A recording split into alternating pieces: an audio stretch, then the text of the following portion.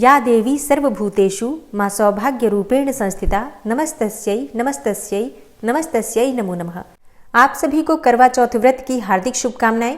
भगवान शिव और माता पार्वती की कृपा से आपका सौभाग्य अखंड रहे और पति पत्नी हमेशा सुखी और संपन्न रहे। इसी मंगल कामना के साथ आज की वीडियो का प्रारंभ करते हैं।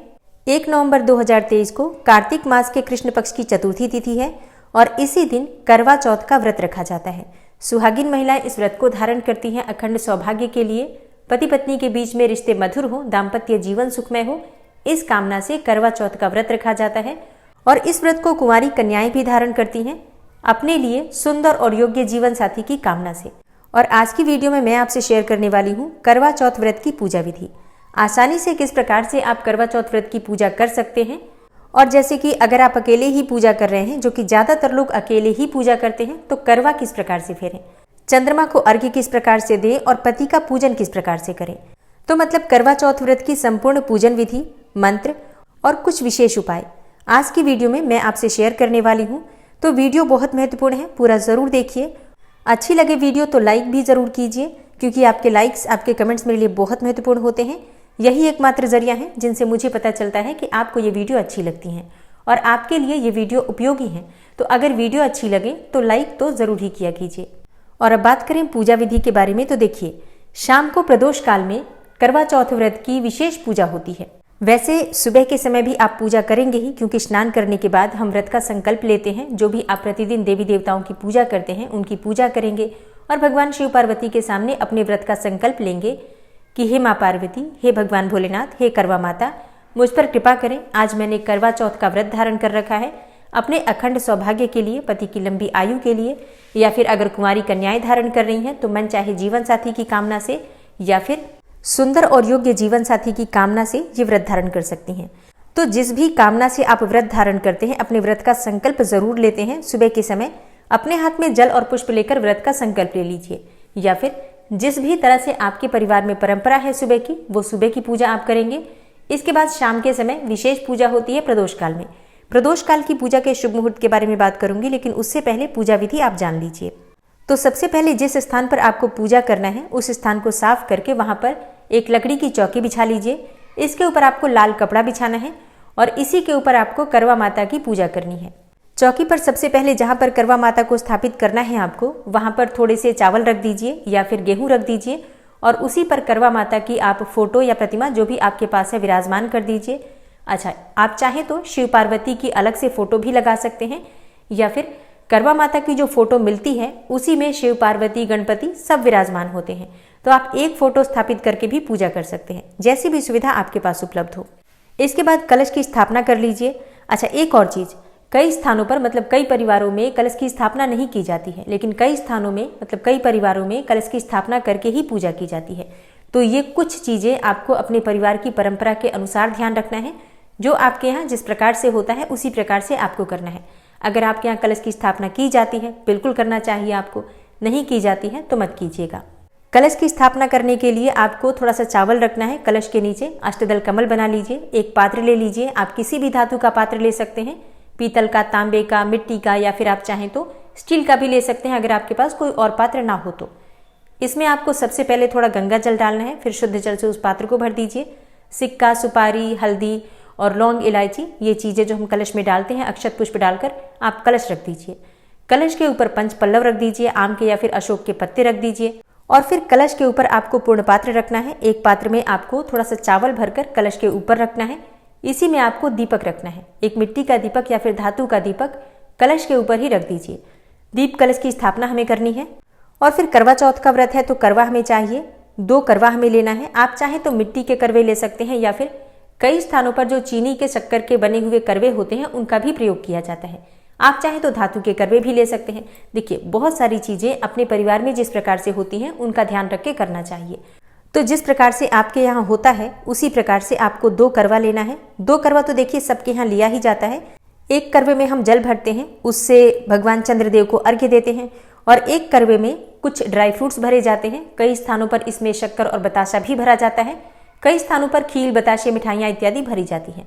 ये करवा होता है पार्वती माता का। तो इसमें आप अपने परिवार की परंपरा के अनुसार कोई भी वस्तु भरकर रख दीजिए। खाली करवा नहीं रखना है, इस बात का आपको ध्यान रखना है। करवे के ऊपर आपको ढक्कन लगाना है। दोनों करवों के ऊपर आपको मिट्टी का ढक्कन रख देना है या फिर धातु का, जो भी आपके पास उपलब्ध हो। इस ढक्कन में आपको कुछ मिठाइयाँ रखनी है, दक्षिणा स्वरूप कुछ पैसा रखना है। अच्छा, कई स्थानों पर ढक्कन में भी चावल या फिर गेहूं रखा जाता है और फिर मीठा रखकर इसी के ऊपर हमें दक्षिणा रखना होता है। तो जैसा आपके यहाँ जिस प्रकार से होता है उसी प्रकार से आपको करवा भरना होता है। अपनी तरफ से किसी की देखा देखी आपको नहीं करना है, इस बात का ध्यान रखिए। और हाँ, अगर आप पहली बार कर रहे हैं, आपके परिवार में नहीं होता है करवा चौथ का व्रत और फिर आप कर रहे हैं, तो फिर जो आप नियम तय करते हैं पहली बार, उसी के अनुसार आपको हर बार नियम पालन करना होता है। ऐसे में भी आप बार बार नियम नहीं बदल सकते हैं, इस बात का भी ध्यान रखिए। और अब बात करें कि कौन सा करवा किधर रखना है। जल वाला करवा किधर रखें और जिसमें हमने शक्कर भरा है या फिर ड्राई फ्रूट्स भरे हैं, वो करवा किधर रखना है। तो देखिए, जिस करवे में हम जल भर कर रखते हैं वो पार्वती माता की तरफ होता है और जिस करवे में शक्कर भरा होता है वो हम अपनी तरफ रखते हैं। अच्छा, एक चीज का आपको ध्यान रखना है, जब आप करवा रखते हैं तो करवे के नीचे चावल जरूर रख दीजिए। आप चाहें तो अष्टदल कमल बना सकते हैं या फिर वैसे भी चावल की ढेरी बनाकर उसके ऊपर भी कलश रख सकते हैं और करवे भी इसी प्रकार से आपको स्थापित करने हैं। खाली आपको नहीं रखना है, सबके नीचे आपको अनाज का आसन जरूर देना है। तो करवा माता की स्थापना हो गई, कलश की स्थापना हो गई, करवा भी आपने स्थापित कर दिया और अब आप एक दीपक प्रज्वलित कर लीजिए। एक और चीज, आप चाहें तो दीपक जब चौकी लगाते हैं, माँ की स्थापना करते हैं, उस समय भी प्रज्वलित कर सकते हैं। बाद में आप कलश की स्थापना और करवा की स्थापना कर सकते हैं। और अब पूजन प्रारंभ होगा। तो सबसे पहले गणपति का पूजन किया जाता है, गौरी गणेश का पूजन किया जाता है। तो अगर आपके पास चांदी के गौरी गणेश हैं तो आप उनकी पूजा कर सकते हैं। अगर नहीं है तो आपको क्या करना है, एक सुपारी लेना है, सुपारी के ऊपर कलावा लपेट लीजिए। ये गणेश बन गए। अब आपको गौरी माता बनाना है। आप चाहे तो हल्दी से बना सकते हैं या फिर जो गाय का गोबर अगर आपको मिल जाए तो गाय के गोबर से गौरी बना सकते हैं। छोटी सी पिंडी बना लीजिए हल्दी की या फिर गोबर की और एक पान के पत्ते पर थोड़ा चावल रखकर इसी के ऊपर गौरी गणेश को स्थापित कर दीजिए। अब सबसे पहले गौरी गणेश का ही पूजन करना है। जल के छींटे देकर गौरी और गणेश का स्नान करा दीजिए। इसके बाद से धूप, दीप, अक्षत, पुष्प इत्यादि जो भी चीजें आपके पास उपलब्ध हो सभी चीजें अर्पित करके गौरी गणेश का पूजन कर लीजिए। अच्छा, एक और चीज का आपको ध्यान रखना है, जब आप कलश की स्थापना करते हैं तो सबके ऊपर आपको स्वास्तिक बनाना है और कलश के गले में आपको कलावा बांधना है और इसी प्रकार से करवे में भी आपको कलावा बांधकर और स्वास्तिक बना लेना है। और गौरी गणेश की पूजा करने के बाद आपको कलश की पूजा करनी है। धूप, दीप, अक्षत, पुष्प इत्यादि अर्पित करके कलश का पूजन कर लीजिए। इसके बाद करवा माता शिव पार्वती की पूजा करेंगे। तो सबसे पहले जल के छींटे देकर सबका स्नान का भाव कर लीजिए। फिर वस्त्र अर्पित कर दीजिए, मतलब चाहे तो कलावा अर्पित कर सकते हैं या फिर लाल चुन्नी अर्पित कर सकते हैं, जो भी आपके पास उपलब्ध हो। फिर तिलक कर दीजिए हल्दी से, रोली से, कुमकुम से, जो भी आपके पास उपलब्ध हो। करवा माता को, माता पार्वती को सिंदूर अवश्य लगाना है आपको। गणेश जी को भी सिंदूर अर्पित किया जाता है, भगवान भोलेनाथ को सिंदूर नहीं लगाएंगे। इसके बाद आपको पुष्प अर्पित करना है, जो भी पुष्प आपके पास उपलब्ध हो, लाल या फिर पीले, सफेद, जो भी। तो भगवान गणेश को पीले पुष्प अर्पित करने चाहिए। वैसे तो पीले पुष्प आप किसी को भी अर्पित कर सकते हैं, सभी देवी देवताओं को, लेकिन भगवान गणपति को जरूर अर्पित करना चाहिए। भगवान शिव के लिए अगर आपके पास सफेद पुष्प हो तो सफेद पुष्प अर्पित कर सकते हैं, नहीं तो जो भी पुष्प आपके पास उपलब्ध हो। लाल गुड़हल के या फिर गुलाब के पुष्प करवा माता को और माता पार्वती को अर्पित करना चाहिए। मतलब देखिए, सभी देवी देवता जो भी आपके चौकी पर विराजित हैं, चाहे वो कलश देवता हो या फिर जो आपकी करवा आपने स्थापित कर रखी है, करवा के स्वरूप में जो भी आपने पात्र स्थापित कर रखा है, उसमें भी आपको तिलक करना है। धूप, दीप, पुष्प इत्यादि सबको दिखाना है। और जो आपने फोटो रखी है करवा माता की या फिर शिव पार्वती की, उनको भी आपने धूप, दीप, अक्षत, पुष्प से पूजन करना है। इसके बाद सुहाग की सामग्री आपको अर्पित करनी है, जो भी आपके पास उपलब्ध हो। देखिए, कहा जाता है 16 श्रृंगार की सामग्री माता को अर्पित करनी चाहिए। तो अगर आपके पास 16 श्रृंगार की सामग्री उपलब्ध है तो माता को अर्पित कीजिए। अगर इतनी सारी सामग्री नहीं है तो जो आपके पास उपलब्ध हो, जैसे कि सिंदूर, बिंदी, चूड़ियां, मेहंदी, जो आपके पास उपलब्ध हो, यथाशक्ति माँ को अर्पित कीजिए। और जैसे कि कुंवारी कन्याएं अगर व्रत धारण कर रही हैं तो उन्हें कौन सी सुहाग की सामग्री अर्पित करनी चाहिए। देखिए, कुंवारी कन्याएं सिंदूर नहीं चढ़ा सकती हैं, बिछुए नहीं चढ़ा सकती हैं आप। बाकी की सारी चीजें आप भी चढ़ा सकते हैं, जो आप प्रयोग करना चाहे स्वयं कर सकते हैं। कुछ चीजें आप दान कर सकते हैं। अब जो आप लोगों का प्रश्न आता है कि सुहाग की सामग्री का हम दान किसे करें। देखिए, आप चाहें तो किसी ब्राह्मणी को, सौभाग्यवती ब्राह्मणी को दान कर सकते हैं या फिर अपने परिवार में भी आप दे सकते हैं। जैसे कि आपकी सासू माँ सौभाग्यवती हैं, उन्हें आप दे सकते हैं। कोई नंद है आपकी, आप उन्हें दे सकते हैं। या फिर बड़ी जेठानी हो, देवरानी हो, आप उन्हें भी दे सकते हैं। वैसे कहा जाता है कि जो हम सौभाग्यवती महिलाओं को सुहाग की सामग्री देते हैं, अगर वो बुजुर्ग हो और सौभाग्यवती हो तो अत्यंत श्रेष्ठ माना जाता है। ऐसी बुजुर्ग सौभाग्यवती महिला को सुहाग की सामग्री दक्षिणा के साथ दीजिए, उनका मुंह मीठा कराइए और चरण स्पर्श करके उनका आशीर्वाद लीजिए, तो अखंड सौभाग्य आपको मिलता है। लेकिन अगर ऐसा ना हो तो आप किसी को भी दे सकते हैं। अब जैसे कि कुंवारी कन्याओं के प्रश्न आएंगे कि हम किसे दान करें। देखिए, आपके परिवार में आपकी भाभी हैं, आप उन्हें दे सकते हैं, बड़ी बहन है या फिर कोई सहेली है तो उसे भी दे सकते हैं, या फिर किसी ब्राह्मणी को भी दान कर सकते हैं। मतलब देखिए, देना हमें किसी सुहागिन स्त्री को ही है सुहाग की सामग्री, तो जो भी सुहागिन स्त्री जिसके आप चरण स्पर्श करके आशीर्वाद ले पाएं उन्हें ही देना चाहिए। तो माता को सुहाग की सामग्री आपने अर्पित कर दी। अब सासू माँ के लिए बायना निकालना है।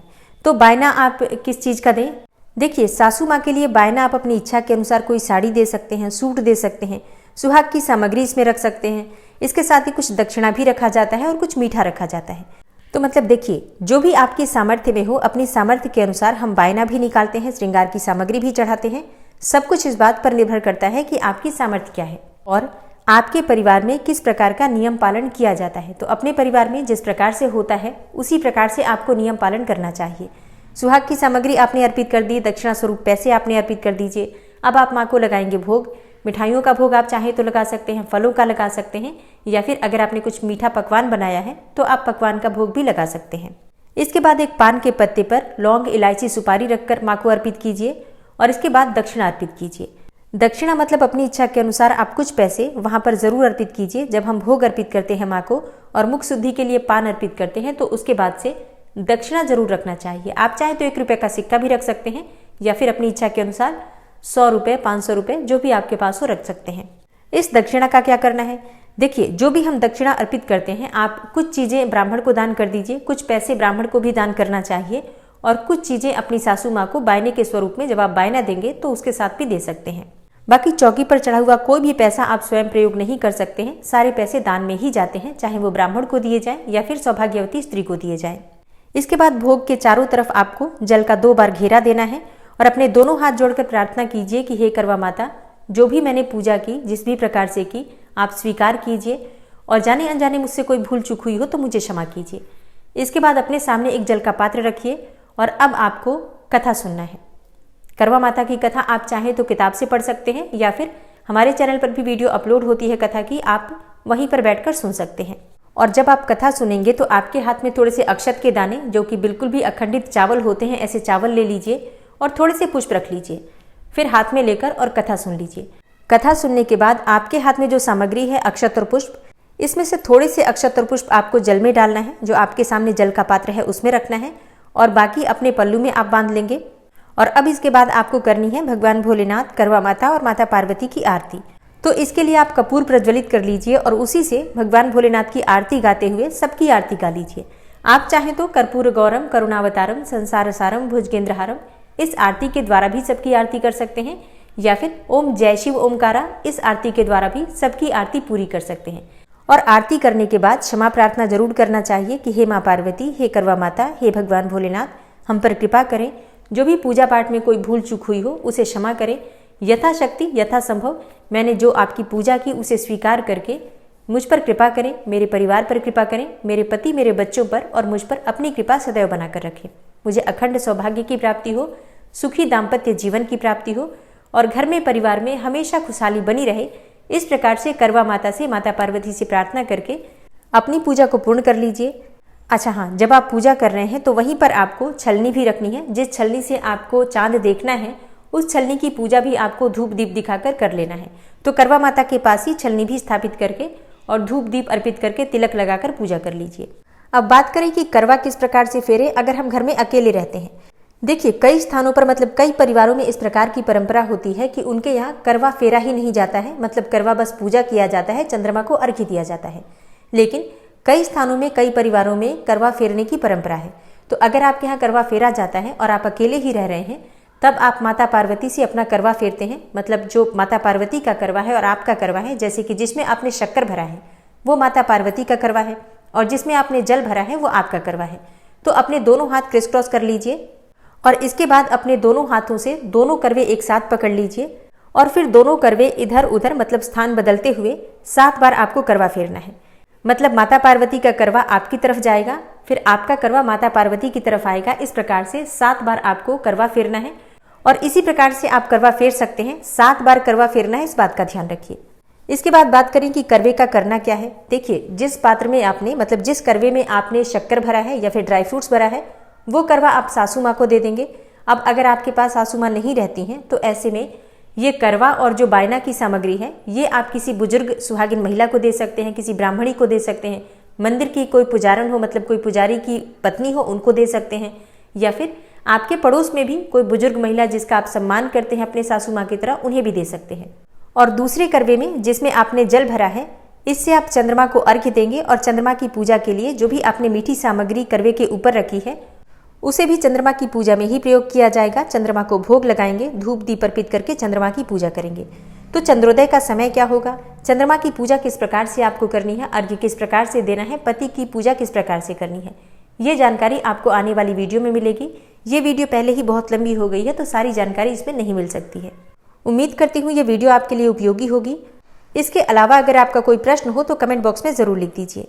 और हाँ, अगर आपको आज की वीडियो अच्छी लगी हो, थोड़ी सी भी आपके लिए हेल्पफुल हो, तो वीडियो को लाइक कीजिए, ज़्यादा से ज़्यादा शेयर कीजिए और चैनल पर पहली बार आए हैं तो सब्सक्राइब करके बेल आइकन को ज़रूर प्रेस कर लीजिए, जिससे कि इस चैनल पर अपलोड होने वाली सभी वीडियोज़ की नोटिफिकेशन आपको सही समय पर प्राप्त हो। मिलती हूँ मैं आपसे अगली वीडियो में, तब तक के लिए नमस्कार।